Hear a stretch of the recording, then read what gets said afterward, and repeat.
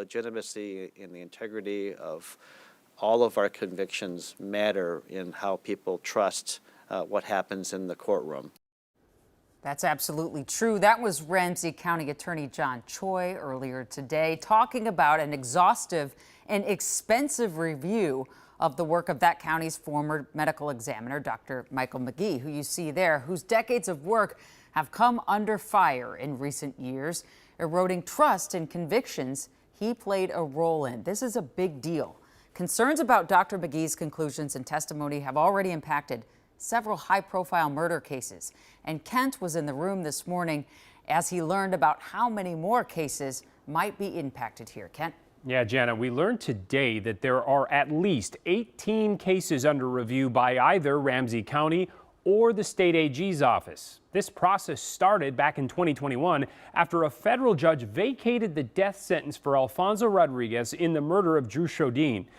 In the ruling, Judge Ralph Erickson wrote McGee presented, quote, unsupported, misleading, and inaccurate testimony, and also pointed to other troubling cases. Our job is not to protect a conviction at all costs, but instead our job is to do justice and to find the truth. Ramsey County Attorney John Choi says finding the truth when it comes to the work of former medical examiner Dr. Michael McGee began by identifying 215 county cases in which McGee served as a witness. And after 2 years of independent review, they've narrowed it down to 7 in which murder convictions may now be in doubt. Now, I do want to caution and say simply because there's 7 cases left, we have rendered no opinion about whether those cases are good, bad, or indifferent. We are not there yet. Christine Hammond is the executive director of the Prosecutor's Center for Excellence, which reviewed all of the case records. But she says the final phase will involve a panel of 3 medical experts. None of them are from Minnesota. None of them know Dr. McGee. They're highly respected medical examiners from 3 different parts of the nation. Each of them will review all 7 cases, and they will talk about them together and reach a decision. In addition to the Drew Chodine case, which sparked the review, issues with Dr. McGee's work have also impacted 3 other cases. In 2011, 5 years after Michael Hansen was convicted of killing his baby daughter in Douglas County, a judge overturned that conviction, saying McGee gave false testimony. I didn't give incorrect testimony. I gave correct testimony to the best of my ability from what we knew then, and I think it still is true.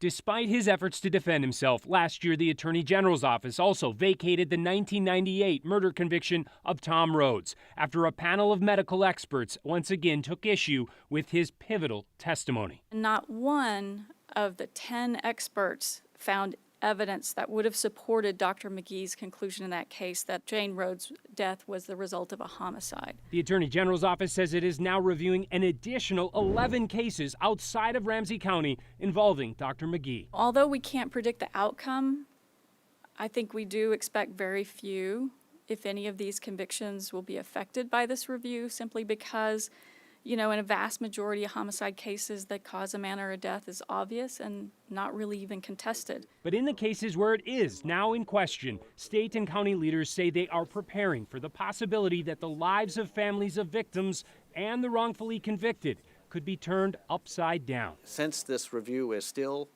pending, right, we should let people know when the time is right. Now, beyond the emotional toll here, there's a financial one. Ramsey County's prepared to pay more than $500,000 for this review. And of course, there could also be lawsuits filed if murder convictions are overturned. Still, Choi vowed today that he is prepared to follow these recommendations and do what justice requires, Jana. And by the way, we did reach out to Dr. McGee today through his attorney, but at this point, we have not received a response. When people hear about this or read about it, it reads almost like an episode of Law and Order. So this isn't fiction, this is real. Is there any precedent here? Has this ever happened to a medical examiner in a major county before that you know of?